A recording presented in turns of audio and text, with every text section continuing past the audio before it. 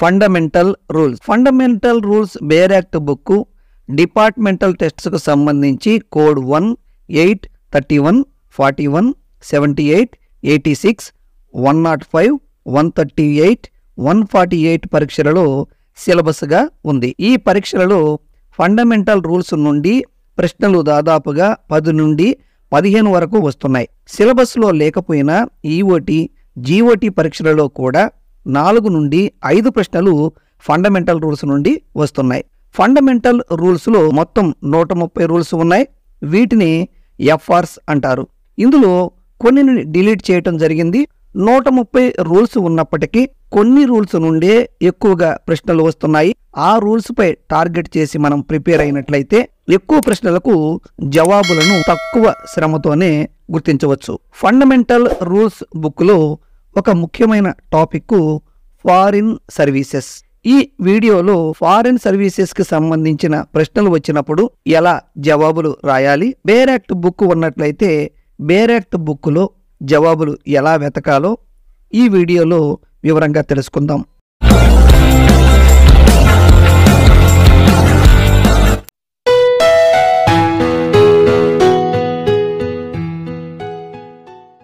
Fundamental rules bare act బుక్ని రకరకాల publishers publish చేస్తున్నారు. వీటిలో శ్రీనివాస, సుజాత లా బుక్స్ పబ్లికేషన్స్ ఎక్కువ మంది వాడుతుంటారు.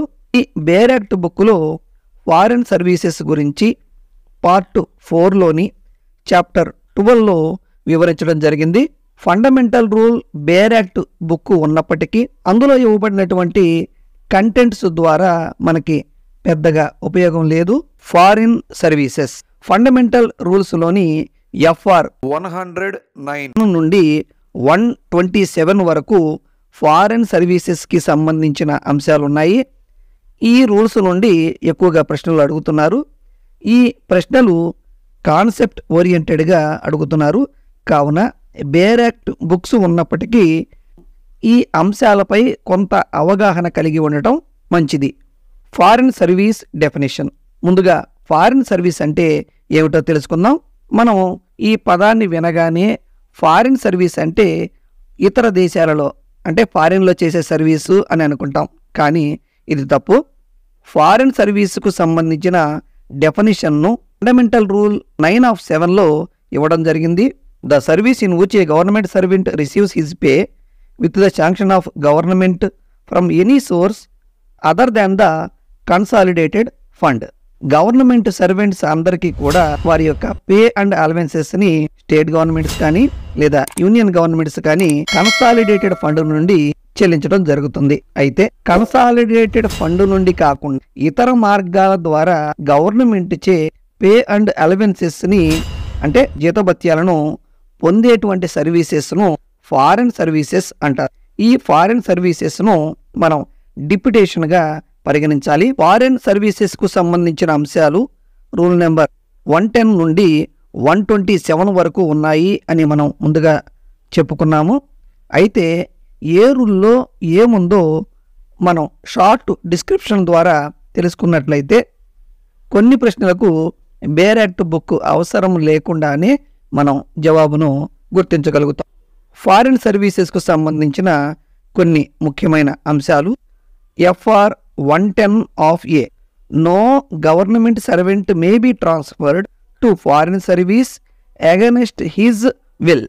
ఎంప్లాయీ యొక్క విల్లింగ్ లేకుండా ఫారిన్ సర్వీసెస్కి ఏ గవర్నమెంట్ సర్వెంట్ను కూడా ట్రాన్స్ఫర్ చేయరాదు అని ఈ రూల్ యొక్క ఉద్దేశం. FR 110 of B. A transfer to foreign service out side India sanctioned by president of India. ఇండియాలో కాకుండా విదేశాలకు ఫారిన్ సర్వీసెస్లో ఒక గవర్నమెంట్ సర్వెంట్ని డెప్యూట్ చేయాలి అంటే ఆ ట్రాన్స్ఫర్ చేయడానికి ముందుగా ప్రెసిడెంట్ యొక్క శాంక్షన్ ఆర్డరు తప్పనిసరిగా తీసుకోవాలి. అలాగే ఈ ఫారిన్ సర్వీసెస్కు సంబంధించి ఒక ముఖ్యమైన పదాన్ని మనం గుర్తుంచుకోవాలి.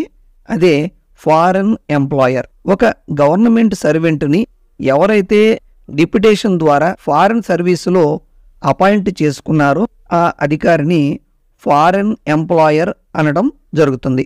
Foreign employer can sanction 120 days of EL to foreign service employee. ఏ గవర్నమెంట్ సర్వెంట్ అయితే ఫారెన్ సర్వీసెస్లోకి డిప్యుటేషన్ పొందుతారో వారు ఆ ఫారెన్ ఎంప్లాయర్ నుండి 120 రోజుల వరకు ఎర్నడ్ లీవ్ను శాంక్షన్ చేయించుకోవచ్చు. FR 110 of C. ఈ రూల్లో ఏ డిపార్ట్మెంట్లో పనిచేస్తున్నటువంటి ఎంప్లాయీని ఫారెన్ సర్వీసెస్కి ట్రాన్స్ఫర్ చేసే పవర్సు ఏ డిపార్ట్మెంట్స్ యొక్క హెడ్స్ లేదా HODలు కలిగి ఉంటారో వివరించడం జరిగింది. FR 111. Only approved probations are eligible for foreign services. అంటే ప్రొబేషన్ పీరియడ్ కంప్లీట్ కాని గవర్నమెంట్ సర్వెంట్ని ఫారెన్ సర్వీసెస్లో నియమించరాదు. అలాగే ఈ రూల్ నెంబర్ 111లోనే లీన్ ఫెసిలిటీ గురించి కూడా తెలియజేశారు. ఫారెన్ సర్వీస్కి డిప్యూట్ కాబడినటువంటి గవర్నమెంట్ సర్వెంటు తన పర్మనెంట్ పోస్టుకు సంబంధించి లీన్ హక్కును కలిగి ఉంటాడు. అంటే ఒక గవర్నమెంట్ సర్వెంటు పనిచేస్తున్న డిపార్ట్మెంట్ నుండి ఫారెన్ సర్వీసెస్కి డిప్యూట్ అయినప్పటికీ కూడా తను మొదట్లో పనిచేసినటువంటి ఆ మదర్ డిపార్ట్మెంట్ యొక్క పోస్టులో కొనసాగే హక్కును కలిగి ఉండటమే ఇక్కడ లీన్గా పరిగణించడం జరుగుతుంది. ఫారెన్ సర్వీసెస్కు డిప్యూట్ అయినటువంటి గవర్నమెంట్ సర్వెంట్కు లీన్ ఫెసిలిటీ వర్తిస్తుంది. Rule 112. Transfer to foreign service while on leave. Foreign సర్వీస్కి ట్రాన్స్ఫర్ అయిన సందర్భంలో గవర్నమెంట్ సర్వెంట్ కానీ లీవ్లో ఉన్నట్లయితే ట్రాన్స్ఫర్ డేట్ నుండి లీవ్ను సీజ్ అంటే క్యాన్సిల్ చేయటం జరుగుతుంది. FR 113. ఇది చాలా పెద్ద రూలు. ఈ రూలులో చాలా ముఖ్యమైన అంశాలు ఉన్నాయి. ఇందులో కొన్ని ముఖ్యమైన అంశాలు ఇప్పుడు చూద్దాం. Paid royal from the foreign employer to government servant. Foreign సర్వీసెస్కి ట్రాన్స్ఫర్ అయినటువంటి గవర్నమెంట్ సర్వెంటు తన మదర్ డిపార్ట్మెంట్లోని గవర్నమెంట్ సర్వీసెస్లో ఛార్జ్ని రిలింక్విష్ చేసి ఫారిన్ సర్వీసెస్లో చేరిన నాటి నుండి ఫారిన్ సర్వీసెస్లోని HOD అంటే ఎవరైతే గవర్నమెంట్ సర్వెంట్ని ఫారిన్ సర్వీస్లోకి డిప్యూట్ చేసుకున్నారో ఆ ఫారిన్ సర్వీస్ ఎంప్లాయరు జీతభత్యాలు చెల్లించడం జరుగుతుంది. The TA to government servant journey on transfer to foreign service and foreign service to reversion to government services on by the foreign employer. Foreign సర్వీసెస్కి depute కాబడినటువంటి government servant foreign సర్వీసెస్లోకి చేరే సమయంలోనూ అలాగే foreign services నుండి reversion తీసుకుని తిరిగి తన గవర్నమెంట్ సర్వీసెస్లోకి వెళ్ళే సమయంలోనూ ఫారిన్ ఎంప్లాయరే టీఏను చెల్లించడం జరుగుతుంది. అలాగే foreign employer 3 months pay and అలవెన్సెస్ని నియరెస్ట్ ట్రెజరీలో డిపాజిట్ చేయాల్సి ఉంటుంది. Pay and allowances to be mention in the sanction order. Foreign సర్వీసెస్లో చేరబోతున్న గవర్నమెంట్ సర్వెంట్కి చెల్లించబోయే పే అండ్ అలవెన్సెస్ని శాంక్షన్ ఆర్డర్లోనే మెన్షన్ చేయాలి. అయితే ఫారిన్ ఎంప్లాయరు గవర్నమెంట్ సర్వెంట్కి సంబంధించిన ప్రావిడెంట్ ఫండ్ కాంట్రిబ్యూషన్ను చెల్లించడం జరగదు. Procedure of retirement of government servant on foreign services. Government సర్వీసెస్లో ఉద్యోగి రిటైర్మెంట్ ఫండ్ ఆ రిటైర్మెంట్ డేట్ని అలాగే చెల్లించాల్సిన పెన్షన్ని గవర్నమెంట్ సర్వీసెస్కు సంబంధించిన HOD ఫారిన్ ఎంప్లాయర్కు తెలియజేయాలి. FR 115. Payment of leave salary and pension contribution by the foreign employer.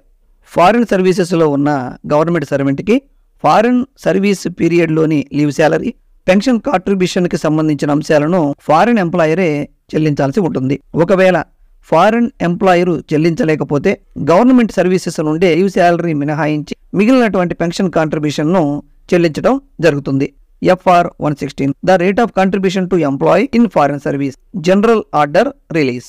Foreign సర్వీసెస్లో ఉన్న ఉద్యోగికి చెల్లించాల్సిన పెన్షన్ లీవ్ శాలరీలని స్టేట్ లేదా యూనియన్ గవర్నమెంట్స్ జనరల్ ఆర్డర్ ద్వారా నిర్ణయిస్తాయి.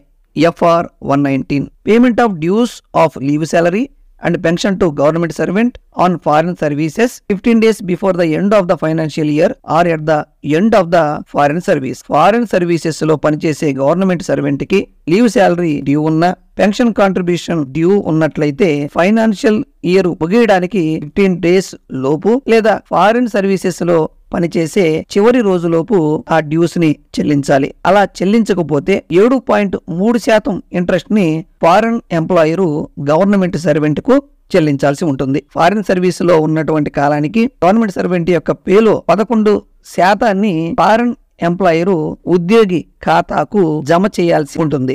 FR 121 government services sanction necessary to receive pension or gratuity for foreign employer. Foreign employer నుండి pension, gratuity సౌకర్యాలను పొందాలంటే ఫారిన్ సర్వీసెస్ లో ఉన్న ఆ ఎంప్లాయీకి అతను గతంలో పనిచేసిన స్టేట్ గవర్నమెంట్ శాంక్షన్ ఆర్డర్స్ తప్పనిసరిగా కావాలి. FR 125 leave on reversion time. ఒక గవర్నమెంట్ సర్వెంట్ ఫారిన్ సర్వీస్ నుండి రిలీవ్ అయ్యి తిరిగి గవర్నమెంట్ సర్వీసెస్ లో చేరే సమయంలో లీవ్ లో ఉన్నట్లయితే జాయినింగ్ టైంని స్టేట్ గవర్నమెంట్ నిర్ణయించవచ్చు. FR 126 pay seized by foreign employer. Foreign services నుండి గవర్నమెంట్ సర్వీసెస్ లోకి తిరిగి వెళుతున్నటువంటి ఉద్యోగికి ఫారిన్ సర్వీస్ ముగిసిన తేదీ నుండి ఫారిన్ ఎంప్లాయరు జీతభత్యాలను చెల్లించడం ఆపివేస్తాడు. ఫారిన్ సర్వీసెస్కి సంబంధించిన మరికొన్ని ముఖ్యమైన మిస్లేనియస్ అంశాలు ఇప్పుడు చూద్దాం. Foreign service maximum period 5 years. అంటే ఒక ఉద్యోగి గవర్నమెంట్ సర్వీసెస్ లో నుండి ఫారిన్ సర్వీస్ కి డిప్యూట్ అయినట్లయితే ఆ ఫారిన్ సర్వీస్ లో గరిష్టంగా 5 సంవత్సరాల వరకు మాత్రమే ఫారిన్ సర్వీస్ లో కొనసాగాల్సి ఉంటుంది. అంతకంటే ఎక్కువ కాలం కొనసాగినట్లయితే తన యొక్క గవర్నమెంట్ సర్వెంట్ నుండి రిమూవల్ అయినట్లుగా పరిగణించడం జరుగుతుంది. గవర్నమెంట్ సర్వెంట్ ఫారిన్ సర్వీసెస్ లోకి డిప్యూట్ అయ్యే సందర్భంలో మొదటి 3 సంవత్సరాల వరకు ఫారిన్ సర్వీస్ శాంక్షన్ ఆర్డర్స్ ను HOD గారు ఇవ్వడం జరుగుతుంది. ఆ తర్వాత అదనంగా 2 సంవత్సరాల వరకు గవర్నమెంట్ ఫారిన్ సర్వీసెస్ కి ఆ ఎంప్లాయీని నియమించే అధికారాన్ని కలిగి ఉంటుంది. ఫారిన్ సర్వీసెస్ లో ఉన్న గవర్నమెంట్ సర్వెంట్ తను గవర్నమెంట్ సర్వీసెస్ లో ఉన్నప్పుడు ఎటువంటి లీవ్స్ అప్లికబుల్ అయినాయో వాటిని ఫారిన్ సర్వీసెస్ లో కూడా వినియోగించుకోవచ్చు. ఫారిన్ సర్వీసెస్ లో ఉన్నప్పటికీ గవర్నమెంట్ సర్వెంట్ యొక్క SRs ని పేరెంట్ డిపార్ట్మెంట్ HOD లేదా HODలు సూచించినటువంటి అథారిటీస్ మెయింటైన్ చేయాల్సి ఉంటుంది. ఇప్పటి వరకు ఫారిన్ సర్వీసెస్ కు సంబంధించిన ముఖ్యమైన అంశాలను మనం తెలుసుకున్నాం.